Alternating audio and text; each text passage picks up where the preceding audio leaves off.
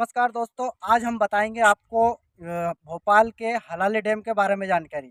जैसे कि मध्य प्रदेश की राजधानी भोपाल से मात्र 40 किलोमीटर की दूरी पर मैं आपको लिए चलता हूं हलाली डैम पर। हलाली डैम जो कि एक हलाली नदी पर बना हुआ है। हलाली यहाँ से इसमें बेतवा नदी और बहुत सारी नदियों का संगम हुआ है। ये हलाली डैम यहाँ के ग्रामीणों को पीने के पानी की व्यवस्था और साथ ही सिंचाई की व्यवस्था की भी पूर्ति करता है।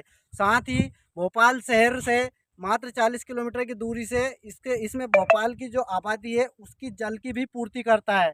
और हलाली डैम एक ऐसा है जो कि बारिश में जब इसका पानी पूर्ण रूप से भर जाता है, जब यहाँ की सुंदरता और प्राकृतिक जो विवरण है वो बहुत ही शांत और सुखद और रहस्यमय लगता है।